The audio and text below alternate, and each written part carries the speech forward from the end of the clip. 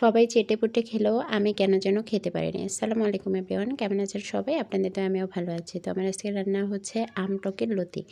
তো আমি লতিটা বাসা থেকে নিয়ে এসেছিলাম, গ্রাম থেকে পাঠিয়েছিল আম্মু। তো সেই লতিটাকে আমি হচ্ছে ফ্রিজে 2 দিন রেখে দিয়েছি।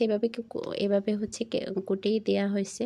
তো এটা যেহেতু বর্ষাকালের লতি, এই জন্য আমি একটু হালকা লবণ আর হলুদ এটাকে ভাপ দিয়ে নিব। এটা আপনারা না দিলেও হয়, আমি দিয়ে নিলাম আর কি, আমার মনের ভিতরের যে একটা খুঁতখুঁতে স্বভাব আছে সেটাকে কাটিয়ে তোলার জন্য। অবশ্য যে সময় হচ্ছে বর্ষা সিজন থাকে না, বর্ষা সিজন ছাড়া অন্য সময় আমি এটা করি না, আজকে করে নিলাম।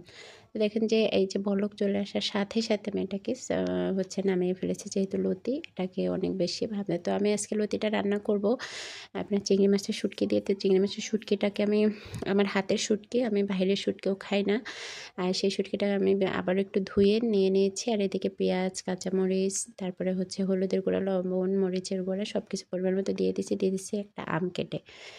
তো এই তো বললাম যে সবার চেটেপুটে খেলেও আমি খেতে পারিনি, এটার একটাই কারণ যে আমি হচ্ছে আম টক বা চালতা টকের লতি বা ডালটা একটু খেতে পারি হালকা, কিন্তু লতি আর গুঁড়া মাছ, ছোটো মাছের চচ্চড়ি আমি একবারই খেতে পারি না। তো যাই হোক, আল্লাহ মানুষ এক একজনকে আরেকজনের সাথে কোনো মিল দেন নেই, আবার দেখেন রুচিতেও কোনো মিল দেন নেই। সুবহানাল্লাহ, এটা চিন্তা করতে গেলে অনেক মানে খারাপ লাগে। যাই হোক, এই যে আপনাদের সাথে গল্প করতে করতে আমি এটাকে একটু কষিয়ে নিয়েছি। কষিয়ে নিয়ে লতি যেহেতু বেশিক্ষণ তো সময় লাগবে না, তো আমরা এটাকে কষিয়ে নিয়ে তারপরে হচ্ছে লতিটাকে দিয়ে দিয়েছি, যেটা ভাপ দিয়ে রেখেছিলাম ওটাকে। তো এখন একটু মশলার সাথে হালকা মিশিয়ে দিলাম, ভালোভাবে মিশিয়ে দিলাম। দেওয়ার পরে একটু হালকা কুসুম পানি দিয়ে দিলাম।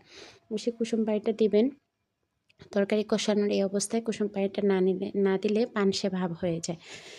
তো আমি এটাকে এখন একটু আবার নেড়েচেড়ে, পানিটা যেহেতু দিয়েছি, তারপরে এটা আর ঢাকনা দেওয়ার কোনো প্রয়োজন নেই। দেখেন এই তো রান্না প্রায় শেষের দিকে। আমি এখন একটু হালকা ধনিয়া পাতা ছিটিয়ে দিব। এটা আমি সব রান্নায় দিই, আপনারা কে কী মনে করেন জানি না।